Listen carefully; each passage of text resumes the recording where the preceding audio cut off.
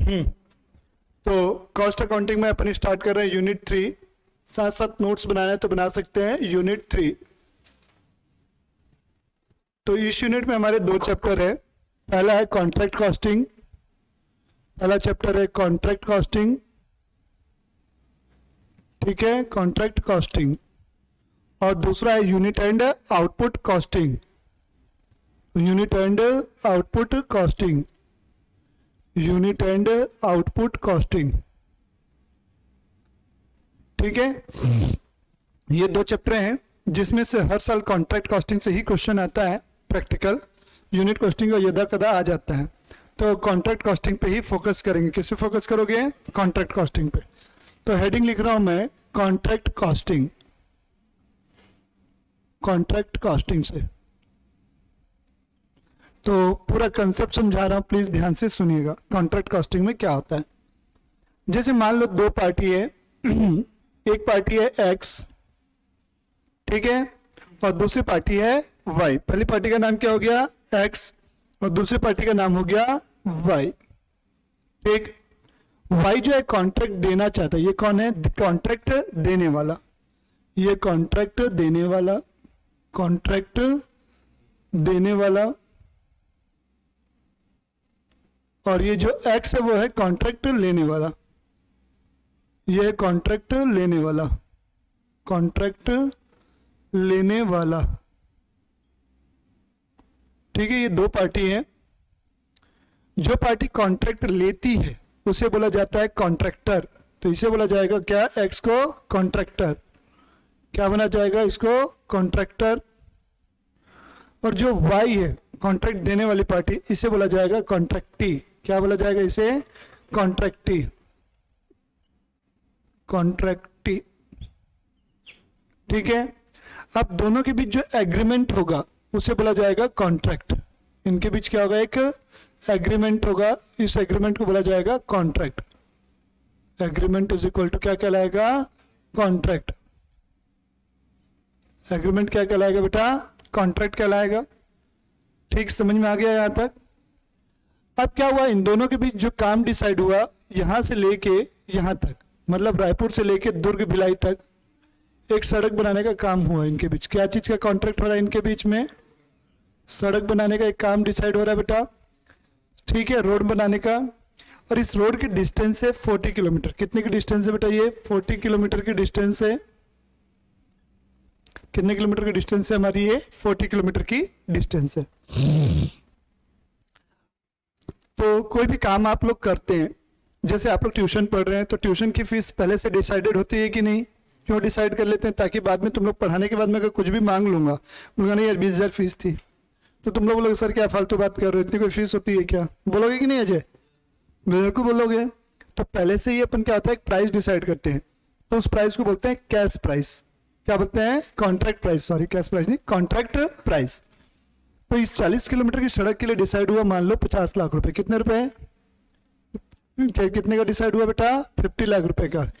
तो ये जो 50 लाख का आपका प्राइस डिसाइड हुआ है, इसको बोला जाएगा सीपी, कॉन्ट्रैक्ट प्राइस। क्या बोला जाएगा इस 50 लाख को? कॉन्ट्रैक्ट प्राइस, हाँ या ना? क्या बोलेंगे? कॉन्ट्रैक्ट प्राइस, ठीक है। अब क्या हुआ? काम स्टार्ट हो गया। अब एक्स क्या हो रहा है? वाई को बोल रहा है कि भाई मैंने पूरा काम कंप्लीट कर लिया है, साइट पे अपने इंजीनियर को भेज दो, वो वेरीफाई करके चला जाए।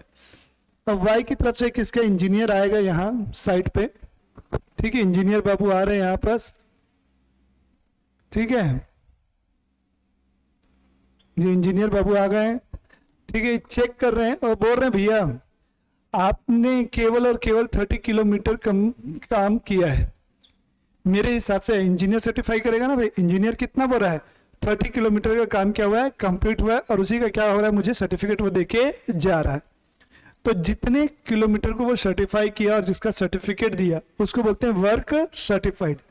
तो ये क्या हो गया हमारा? Work certified. क्या हो गया? ये हमारा वर्क सर्टिफाइड हो गया, हाँ या ना? और जो बैलेंस पोर्शन बचा, बैलेंस पोर्शन जिसका सर्टिफिकेट नहीं दिया उसको बोलते हैं वर्क अनसर्टिफाइड। उसको क्या बोलते हैं? Work uncertified. तो यहां से मैंने कितनी चीजों की मीनिंग क्लियर की बेटा? Work certified, work uncertified, contractor, contractee और कॉन्ट्रैक्ट प्राइस, इतनी चीजों की मैंने मीनिंग यहाँ पर क्लियर की, हाँ या ना। अब हमारे पास जो क्वेश्चन है कॉन्ट्रैक्ट के, वो दो टाइप के हैं। हमारे टाइप के क्या है, कॉन्ट्रैक्ट में जो क्वेश्चंस हैं, कॉन्ट्रैक्ट में टाइप ऑफ क्वेश्चन अगर मैं बात करूं तो दो टाइप के क्वेश्चन मिलेंगे। कैसे क्वेश्चन, पहला ऐसे कॉन्ट्रैक्ट जो क्या हुआ है बेटा, सेम ईयर में कंप्लीट हो गए। किस में कंप्लीट हो गया बेटा, completed with in same year, completed in same year, completed in same year, completed in same year. और दूसरा क्या बेटा, सेम ईयर में कंप्लीट नहीं हुए, हो सकता है उन कॉन्ट्रैक्ट को कंप्लीट करने में 1 साल से ज्यादा का समय लगा हो। Not completed in same year, not completed in same year. तो ये दो टाइप के हमारे क्वेश्चन हैं, किसमें बेटा, कॉन्ट्रैक्ट में। यहां तक कोई डाउट है तो पूछ लो, उसके बाद आगे बढ़ूंगा। तो अपन करते हैं कॉन्ट्रैक्ट अकाउंट में फॉर्मेट देखते हैं, क्या देखते हैं, कॉन्ट्रैक्ट अकाउंट का फॉर्मेट। तो हमारे दो टाइप के कॉन्ट्रैक्ट होते हैं, मैंने बोला ऐसे कॉन्ट्रैक्ट जो सेम ईयर में कंप्लीट हो गए, और दूसरा ऐसा कॉन्ट्रैक्ट जो सेम ईयर में कंप्लीट नहीं हुआ है। तो यहां मैं लिखूंगा heading contract account, completed in same year, contract account same year में कंप्लीट हो गया, completed in same year, same year में क्या हुआ है, कंप्लीट हो गया है। लिखने की जरूरत नहीं है तुम लोग को, इसके नोट्स मिल जाएंगे, ठीक है। पर्टिकुलर अमाउंट, पर्टिकुलर अमाउंट, ये 4 कॉलम हमारे बनेंगे बेटा। तो देखो बेटा, कॉन्ट्रैक्ट में हमको क्या करना है, जैसे मैं सड़क बनवा रहा था, तो सड़क बनवाने के लिए मुझे क्या चाहिएगा, रॉ मटेरियल चाहिएगा। तो अपन लिखेंगे टू रॉ मटेरियल, यहां क्या लिखूंगा मैं, to raw material, raw material. अब ये रॉ मटेरियल हम क्या कर सकते हैं, अलग अलग केसेस हैं, इसको या तो हम क्या कर सकते हैं, मार्केट से परचेज कर सकते हैं, तो यहां लिखूंगा परचेज, ठीक है। फिर दूसरा क्या हो सकता है, इसको हम क्या कर सकते हैं, जो हमारे पास पुराना स्टोर में माल रखा हुआ था वहां से इशू कर सकते हैं, उसका यूज कर सकते हैं। तो लिखेंगे issue from store, issue from store, issue from store. और तीसरा क्या कर सकते हैं, मान लो मैं रायपुर से दुर्ग में कॉन्ट्रैक्ट चल रहा था, अब दुर्ग में क्या हुआ, मटेरियल खत्म हो गया है, तो मैंने क्या हुआ, वहीं पर भिलाई में मेरा एक पास में एक और कॉन्ट्रैक्ट चल रहा था, मैंने वहां पर वाले को बोला कि भाई तुम वहां से इसको माल दे दो, फिर बाद में अपन उसका एडजस्टमेंट कर लेंगे। तो इसको बोलते हैं ट्रांसफर्ड फ्रॉम अदर कॉन्ट्रैक्ट, क्या बोलते हैं, transferred from, transferred from other contract, transferred from other contract, other contract को ओसी बोल रहा हूं मैं, ट्रांसफर्ड फ्रॉम अदर कॉन्ट्रैक्ट। तो रॉ मटेरियल के केस में ये 3 चीजें हो गई, ये मटेरियल लगेगा हमको। अब वहाँ काम कर रहे हैं तो जो भी वहाँ वर्कर होंगे कॉन्ट्रैक्ट में जो काम कर रहे हैं उनको हमें क्या देनी पड़ेगी, वेजेस देनी होगी, क्या देनी होगी, वेजेस। तो यहाँ लिखूंगा मैं टू वेजेस, क्या लिखेंगे, टू वेजेस। और वहाँ और खर्चे होंगे, ओवरहेड बोलेंगे उनको, टू ओवरहेड, यानी कि टू ओवरहेड। अब क्या होता है, साइट पे मजदूरों के रहने करने की व्यवस्था करनी होती है, कॉन्ट्रैक्ट का एक सेट किया जाता है ना, उसको बोला जाता है इस्टेब्लिशमेंट चार्जेस।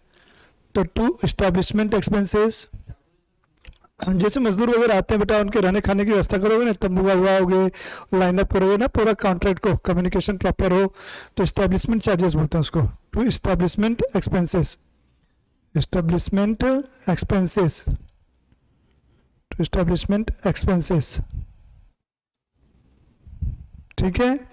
अब जैसे बेटा वहां पर क्या कर रहे हो आप, जो भी अपना क्या हो रहा है बेटा, मशीन वगैरह यूज हो रही है, तो मशीन अगर किराए पे ली होगी तो उसका हायर चार्जेस आ जाएगा किराया, या आप उसको खुद खरीद के लाए हो तो मशीन तो हमारा खर्चा नहीं है, मशीन के ऊपर लगने वाला डेप्रिसिएशन हमारा खर्चा है। तो यहाँ लिखेंगे टू मशीनरी का डेप्रिसिएशन, तो टू डेप्रिसिएशन ब्रैकेट में नोट नंबर 1 रहेगा इसके लिए, नोट नंबर 1। अब क्या हुआ, सड़क बनाते बनाते बेटा क्या हुआ, साइड में झाड़ी ये सब उगी हुई थी, तो जो कॉन्ट्रैक्टर था उसने बोला यार आप एक काम करो, ये झाड़ी वगैरह को भी साफ कर देना, इसके लिए हम आपको अलग से पे कर देंगे। तो उसके लिए अलग से खर्चा लगेगा कि नहीं लगेगा, तो उसको बोलते हैं cost of extra work, to cost of extra work, cost of extra work, cost of extra work, ये हो गया। अब जितने भी आउटस्टैंडिंग एक्सपेंसेस हैं उनकी तो पेमेंट करनी है, आपने पढ़ा भी है, चाहे वो खर्चा पे हुआ हो या नहीं हुआ, उसको इसी साल का अगर है तो रिकॉर्ड करके चलना है। तो यहाँ लिखेंगे to outstanding expenses, to outstanding expenses, ठीक है, क्या बोलेंगे, टू आउटस्टैंडिंग एक्सपेंसेस, ठीक है, हाँ या ना, ओके। अब क्या होता है, कॉन्ट्रैक्ट जैसे ही कंप्लीट हो जाता है तो अब साइड पे हमारा जो भी मटेरियल वगैरह पड़ा था, मान लो यहाँ पर लिखते हैं साइड पे जो मटेरियल है, by material at site, material at site, material at site, side पे जो माल मेरा पड़ा हुआ है बच गया ना, यूज नहीं हुआ, तो वो भाई हमारे कॉन्ट्रैक्ट का खर्चा तो नहीं हुआ ना, इसलिए हम उसको क्या कर रहे हैं, क्रेडिट साइड लिख रहे हैं। बाय क्लोजिंग मटेरियल, कौन सा material, closing material, by closing material हो गया, ठीक। अब जैसे इशू किए थे जो माल हमने, वो हमारे पास क्या आ रहा है, रिटर्न आ रहा है, बाय मटेरियल रिटर्न, ठीक है, बाय मटेरियल रिटर्न आ जाएगा, बाय मटेरियल रिटर्न, चाहे वो साइट पे रिटर्न आए, साइट से हमारे पास वापस स्टोर में रिटर्न आए, ठीक है, चाहे हमने जहां से माल लिया था, मैंने यहाँ पे जब लिखा था ना ट्रांसफर फ्रॉम अदर कॉन्ट्रैक्ट, हो सकता है उसको उसका माल हम क्या कर दें वापस, तो जो भी माल साइट से क्या हो बेटा स्टोर में आ जाए या जहां हमने दूसरे कॉन्ट्रैक्ट से लिया था वहां चला जाए, वो यहाँ आ जाएगा बाय मटेरियल रिटर्न में बेटा। अब साइट पे जो माल बचा हुआ था, हो सकता है वो चोरी हो जाए, हो जाता है ना, खाली साइट है, मजदूरी चुरा के ले गए या बरसात वगैरह हो गई तो माल खराब हो गया, तो उसको अपन लिखेंगे बाय प्रॉफिट एंड लॉस के नाम से, किसके नाम से है, by profit and loss, bracket में लिख देता हूं मटेरियल लॉस्ट, मटेरियल लॉस्ट, ठीक है। अब क्या होगा, जो मटेरियल बचा हुआ है तो हमने क्या किया, चल यार इसको घर लाएंगे, स्टोर लाएंगे, खर्चा लगेगा, काम करते हैं यहीं कि यहीं इसको बेच वगैरह के नक्की करते हैं, तो मटेरियल वगैरह अगर आप सेल करते हो तो उसकी सेल वैल्यू यहाँ लिखोगे बाय कैश, ब्रैकेट में sale of material, sale of material या स्क्रैप, क्वेश्चन में दिया रहेगा ना स्क्रैप को भी बेचे तो वो भी यहाँ आ जाएगा बाय सेल ऑफ स्क्रैप के नाम से, बाय कैश।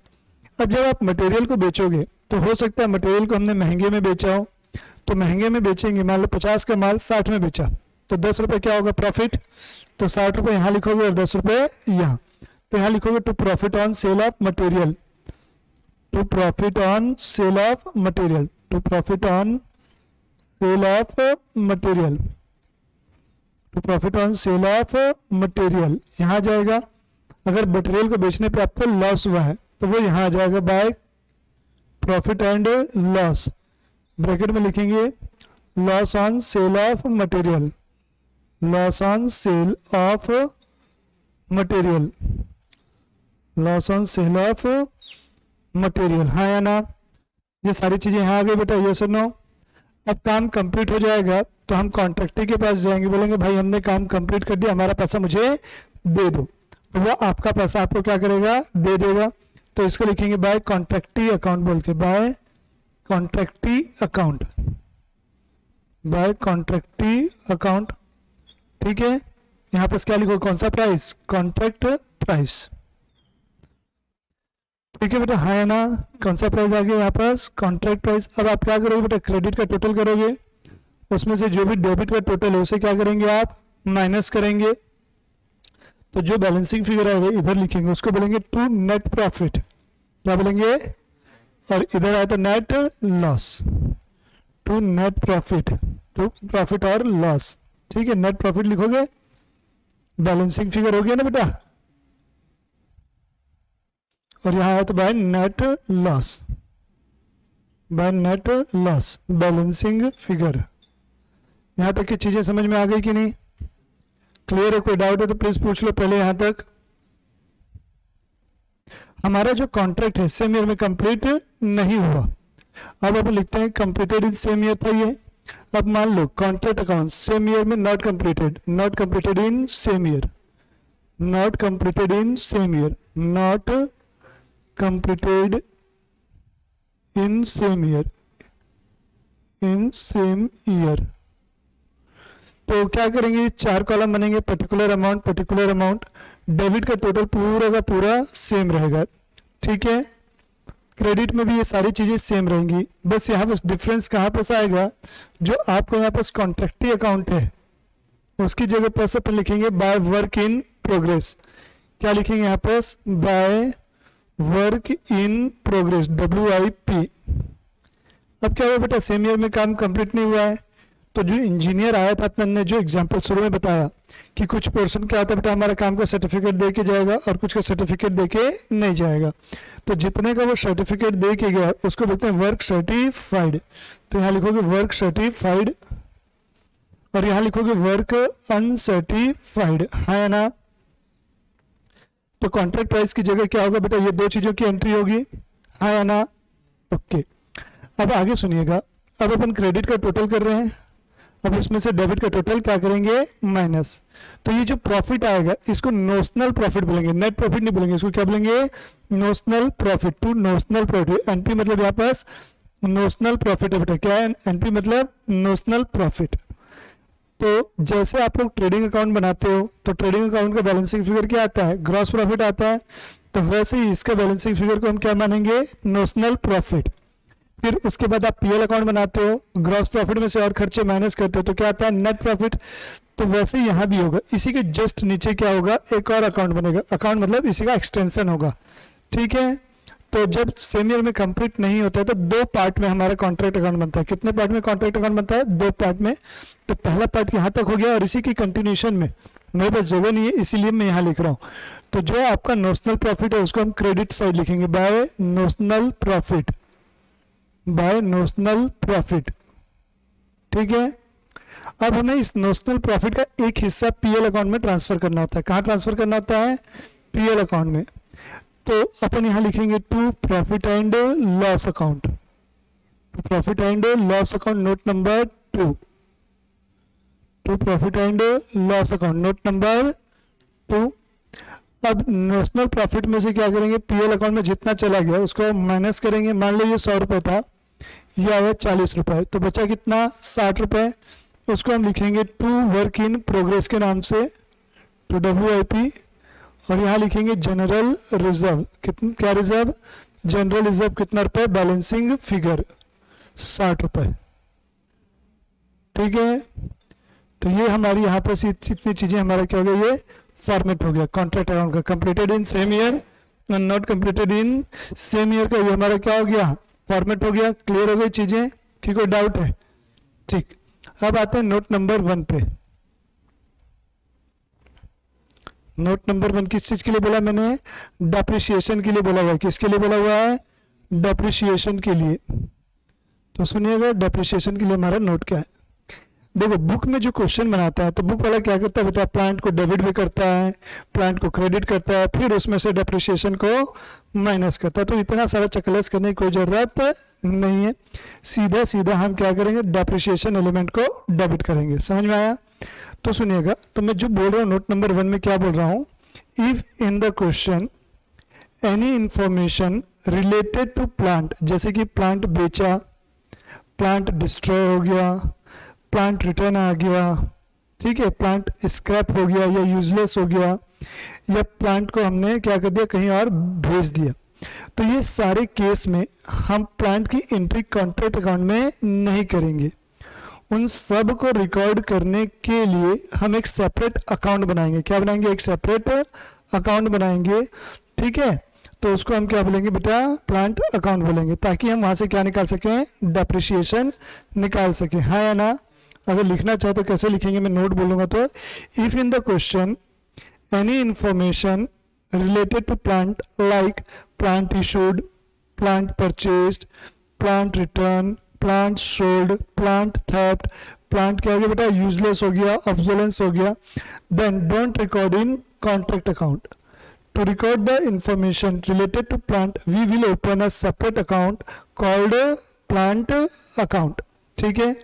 तो यहाँ पर मैं प्लांट अकाउंट बनाऊंगा, ठीक है। क्या बनाऊंगा डेप्रिसिएशन के लिए, प्लांट अकाउंट, प्लांट अकाउंट बनाऊंगा। क्या बनाया जाएगा बेटा, प्लांट अकाउंट बनाया जाएगा। तो जब मैं प्लांट अकाउंट बनाऊंगा तो प्लांट अकाउंट में हम क्या करेंगे, सबसे पहले लिखेंगे to balance BD, opening balance अगर होगा तो, या जो भी प्लांट की वैल्यू लिखी होगी, इशू किया होगा, इशू या जो भी परचेज किया होगा वो लिखा जाएगा ओरिजिनल वैल्यू। कौन सी वैल्यू? Original value. अब यहाँ पास क्या होगा, मान लो आपने प्लांट को बेच दिया, तो यहाँ लिखोगे by cash sale of plant. क्या लिखोगे बेटा? Sale of plant. मान लो 50 ओरिजिनल कॉस्ट थी, उसको आपने बेचा है 40 में, तो यहाँ पास कितना लिखोगे? 50 लिखोगे कि 40 लिखोगे? 50। मैं एक्चुअल में प्रॉपर प्लांट अकाउंट नहीं बना रहा हूँ, ये जो मैं प्लांट अकाउंट बता रहा हूँ ये प्लांट की समरी बता रहा हूँ। किस लिए? डेप्रिसिएशन कैलकुलेट करने के लिए। इसलिए मैं यहाँ प्रॉपर सेल वैल्यू वगैरह नहीं लिखूंगा और ये भी नहीं लिखूंगा कि प्लांट को बेचने पे कितने का प्रॉफिट हुआ या लॉस। मुझे उससे केवल और उसके डेप्रिसिएशन एलिमेंट से मतलब है, इसलिए यहाँ पर मैं प्लांट की केवल और केवल ओरिजिनल कॉस्ट लिखूंगा, चाहे कितने बेचूं, मुझे उसकी सेल वैल्यू से कोई लेना देना नहीं है। हाँ या ना? ठीक। अब बाय कैश हो गया। अब मान लो यहाँ पर मान लो कोई प्लांट मेरा जल गया, चोरी हो गया, ऑब्सोलेंट हो गया, ठीक है जी, ठीक। तो यहाँ लिखेंगे बाय प्रॉफिट एंड लॉस। अब प्लांट को मान लो रिटर्न आ गया, मैंने प्लांट को क्या कर लिया बेटा? प्लांट जो साइड पे था काम कंप्लीट हो गया, तो वो प्लांट हमारे पास क्या हो गया? वापस आ गया। तो by return of plant, by plant return, ठीक है। तो डेबिट के टोटल में से हम क्या करेंगे? क्रेडिट साइड के टोटल को क्या करेंगे? माइनस करेंगे। तो जो वैल्यू बचेगी उसको बोलेंगे क्लोजिंग वैल्यू। कौन सी वैल्यू बोलेंगे बेटा उसको? Closing value. तो अपन यहाँ लिखेंगे बाय बैलेंस कैरिड डाउन। क्या बोलेंगे उसको? By balance carried down, closing balance. कौन सा बैलेंस? Closing balance. हाँ ना? तो ये हो गई मेरी पूरी प्लांट की समरी। मतलब 100 रुपए का प्लांट था तो पूरे 100 रुपए की एंट्री मैंने कर दी, पूरा हिसाब यहाँ लिख दिया। अब बात आती है हाउ टू कैलकुलेट डेप्रिसिएशन। ये इंपॉर्टेंट है, how to calculate depreciation. How to calculate depreciation, ये सबसे इंपॉर्टेंट चीज है, यही तो आप उनको समझनी है। How to calculate depreciation. तो देखो बेटा क्या होता है, मान लो प्लांट आपने खरीदा है, क्या किया आपने? प्लांट खरीदा है, ठीक है। अब प्लांट कब डिस्ट्रॉय हुआ या कब चोरी हुआ या कब हमारे पास वापस आया, रिटर्न आया, उसकी डेट नहीं दी है, date not given. How to calculate. तो पहला केस प्लांट वापस आने की, प्लांट बेचने की, ये सब की कोई डिटेल नहीं दी है, मतलब कोई डेट नहीं दी है। No date, no date is given, no date is given, कोई डेट आपको नहीं दिया है। तो हम ये एज्यूम करेंगे कि जितनी भी चीजें हुई हैं वो साल के शुरू दिन हुई है। कब हुई है? साल के शुरू। प्लीज नोट्स बना लेना जिसको बनाना है, ठीक है। वो सारी चीजें क्या हुई है बेटा? साल के शुरू दिन हुई है, तो इसलिए उसके ऊपर हम कोई डेप्रिसिएशन नहीं लगाएंगे। तो no date, no depreciation, no date, no depreciation. पहली चीज क्लियर हो गई यहां तक। दूसरा,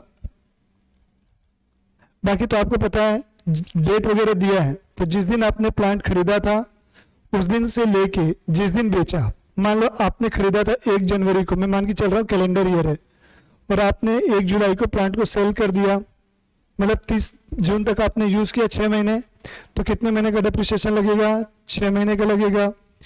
अगर मान लो आपने यूज किया और बेचा नहीं, पूरा 31 दिसंबर तक वो आपकी साइट पे पड़ा हुआ है, तो पूरे 12 महीने यूज हुआ, तो पूरे 12 महीने का डेप्रिसिएशन लगाएंगे। कितने महीने का डेप्रिसिएशन लगेगा?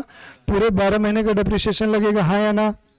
तो ऐसा अपन क्या करेंगे? चलेंगे डेट वाइज चलेंगे। पूरा डेट अपन को क्या करना बेटा? देखते हुए रहना है कि प्लांट हमारा कितना यूज हुआ है। क्लियर हो गया? हाँ या ना? थर्ड चीज, ये डेट वाइज चलेंगे। और तीसरा केस क्या है? मान लो अगर क्वेश्चन में डेप्रिसिएशन के साथ जनरली आप देखेंगे 10% पर एनम, 15% पर एनम ऐसा वर्ड लिखा होता है। अगर मान लो क्वेश्चन में पर एनम वर्ड नहीं दिया, कौन सा वर्ड नहीं दिया है? पर एनम वर्ड नॉट गिवन, पर एनम वर्ड नॉट गिवन, पर एनम वर्ड आपको नहीं दिया, पर एनम वर्ड नॉट गिवन, तो हम उस प्लांट पे पूरे साल भर का डेप्रिसिएशन लगाएंगे, पूरे साल भर का। तो for whole year, for whole year, पूरे साल का डेप्रिसिएशन लगेगा उस पर, फॉर होल ईयर। तो नोट नंबर 3 क्या बना? इफ, क्या लिखेंगे? If along with rate of depreciation per annum word is not given, then depreciation will be calculated for whole year. तो ये हमारा हो गया नोट नंबर 1। किससे रिलेटेड है बेटा? प्लांट से रिलेटेड हो गया बेटा, उसके डेप्रिसिएशन एलिमेंट से। तो मैंने क्या बताया, अगर प्लांट से रिलेटेड कोई भी जानकारी दे तो उसके लिए हम क्या करेंगे, एक सेपरेट अकाउंट बनाएंगे और जिसमें हम उसकी पूरी ओरिजिनल वैल्यू लिखेंगे। कौन सी वैल्यू लिखेंगे, ओरिजिनल वैल्यू लिखेंगे। और डेप्रिसिएशन कैलकुलेट करते समय 3 बातों का ध्यान रखेंगे। पहला, अगर आपको डेट नहीं दी है तो कोई डेप्रिसिएशन नहीं लगाया जाएगा, हम ये अज्यूम करेंगे कि वो साल के पहले दिन ही डिस्पोज ऑफ हो गई हैं।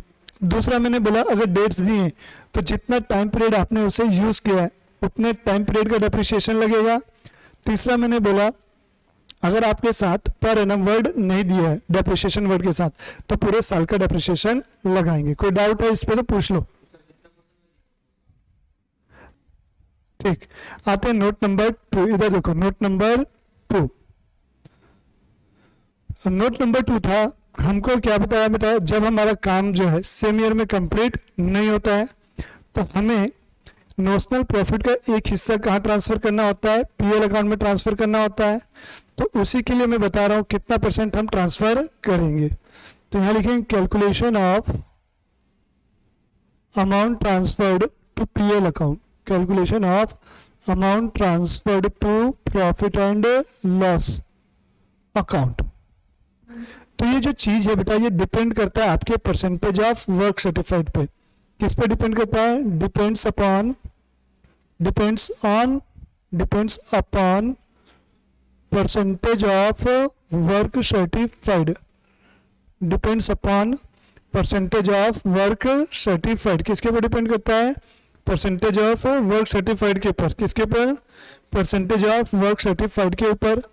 ठीक है, तो इसमें अलग अलग केस है। केस 1, तो percentage of work certified is equal to कैसे निकालोगे, जितना भी आपका वर्क सर्टिफाइड हुआ उसको आप डिवाइड करेंगे कॉन्ट्रैक्ट प्राइस से। किससे डिवाइड करेंगे, कॉन्ट्रैक्ट प्राइस से, और इंटू करेंगे आप 100 से।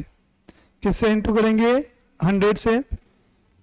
अगर आपका केस 1 है, केस 1 क्या लिखा बेटा, आपका जो परसेंटेज ऑफ वर्क सर्टिफाइड है, क्या बेटा, परसेंटेज ऑफ वर्क सर्टिफाइड है वो लेस देन 25% है। क्या है, लेस देन 25% है। ठीक है, उस केस में जो भी आपका नोशनल प्रॉफिट आया होगा, क्या आया होगा, नोशनल प्रॉफिट, नेशनल नहीं नोशनल, उसका 1/3 इनटू कैश रिसीव्ड, जितना भी आपको पैसा मिला, divided by work certified. CR का मतलब है कैश रिसीव्ड और WC का मतलब है work certified. Case 2, case number 2, more than 25% equal to बेटा, उससे ज्यादा है, बट क्या बेटा 50% से कम है। तो ये सारी चीजें सेम है। नोशनल प्रॉफिट ये 1/3 की जगह कितना आ जाएगा, 2/3, सॉरी यहाँ पर कुछ भी नहीं होगा, सॉरी पहला वाला गलत बोल दिया, ये 0 नील, सॉरी गलत बोल दिया पहला वाला। अप टू 25% है तो कुछ भी ट्रांसफर नहीं होगा, और more than 25%, more than equal to 25%, 25 से उससे ज्यादा है बट 50 से कम है, तो जो भी नोशनल प्रॉफिट है उसका कितना ट्रांसफर होगा, 1/3 इनटू बेटा cash received upon work certified. ये वाला गलत लिख दिया था मैंने, ठीक है, ये क्या होगा, नील होगा, कुछ भी ट्रांसफर नहीं होगा केस 1 में। केस 2 में कितना होगा बेटा, 1/3 ट्रांसफर होगा। कितना ट्रांसफर होगा, 1/3, है ना।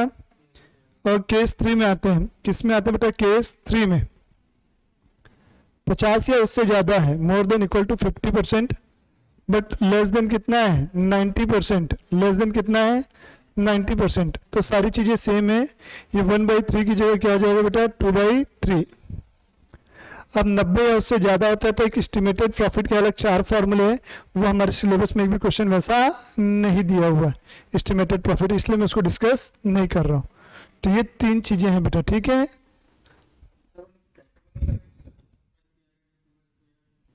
हाँ, आगे बढ़ते हैं। अब नोट नंबर 3, नोट नंबर 3 इधर से ध्यान से सुनिएगा, ये नोट नंबर 3। अगर आपको क्वेश्चन में मटेरियल कंज्यूम्ड वर्ड या यूज्ड वर्ड दे, क्या दे, मटेरियल कंज्यूम्ड, मटेरियल कंज्यूम्ड या मटेरियल यूज्ड, ये वर्ड दे क्वेश्चन में, मटेरियल कंज्यूम्ड या मटेरियल यूज्ड वर्ड दे, तब हम क्या करेंगे बेटा, कॉन्ट्रैक्ट अकाउंट में किन किन चीजों को रिकॉर्ड नहीं करेंगे, सुनना। तब डोंट क्रेडिट, डोंट क्रेडिट, किन किन चीजों को क्रेडिट नहीं करेंगे, सुनना। मटेरियल एट साइट, जो माल आपकी साइट पे पड़ा हुआ है उसको material at site, material at site, closing material, material return, material return हो गया, और मटेरियल इन हैंड। ये इन चार चीज़ों को क्रेडिट नहीं करेंगे, मटेरियल इन हैंड, ठीक है। ये चार आइटम को क्रेडिट करने की कोई ज़रूरत नहीं है। क्यों नहीं है उसका रीज़न भी बता देता हूँ मैं, सुनिएगा, तुम लोग के मन में आना चाहिए कि क्यों क्रेडिट नहीं हो रहा है, ठीक है। इनको क्रेडिट क्यों नहीं किया जाएगा, पहला रीज़न सुनिएगा। जैसे मान लो मैंने 10,000 रुपये का माल खरीदा, कितने का माल खरीदा है, परचेज किया 10,000 रुपये, तो मैं जब कॉन्ट्रैक्ट अकाउंट बनाऊंगा तो टू परचेज ऑफ मटेरियल लिख दूंगा कि नहीं 10,000 रुपये, तो परचेज ऑफ मटेरियल कितना 10,000 रुपये, हाँ या ना। अब मान लो जो मटेरियल है वो वापस आया मेरे पास कितने रुपए का, अब इसमें दे दिया मटेरियल रिटर्न दिया हुआ है, यहाँ लिख दिया मटेरियल रिटर्न, मटेरियल रिटर्न 2,000 रुपये, क्लोजिंग मटेरियल कितने का है 1,000 रुपये का है, मटेरियल इन हैंड जो है मटेरियल इन हैंड 1,000 रुपये का है। तो ये तीनों चीज़ों को हम क्या करते हैं यहाँ पर क्रेडिट करते कि नहीं करते। तो कुल मिला के कॉन्ट्रैक्ट में कितने का मटेरियल यूज होता है, 10,000 में से 4,000 चला गया, कितने का 6,000 रुपये का। जब क्वेश्चन में आपको मटेरियल यूज्ड लिख दिया 6,000 रुपये, मटेरियल यूज्ड कितना 6,000 रुपये, और ये सारी जानकारी उसके साथ तो और दी है। जब मैं 6,000 को डायरेक्ट यहाँ लिख दूंगा तो मटेरियल यूज्ड या मटेरियल कंज्यूम 6,000, तो वापस से इनको क्रेडिट करूंगा तो वो गलत है कि नहीं है। इसीलिए बेटा ये सारी चीज़ों को हम क्रेडिट नहीं करें।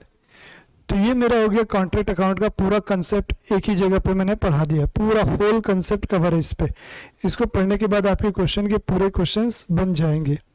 अब इसमें दो चीजें और एक एक्स्ट्रा ऐड कर रहा हूँ, टाइप्स ऑफ क्वेश्चन। अब देखो टाइप्स ऑफ क्वेश्चन कैसे दे सकता है, types of question, types of question.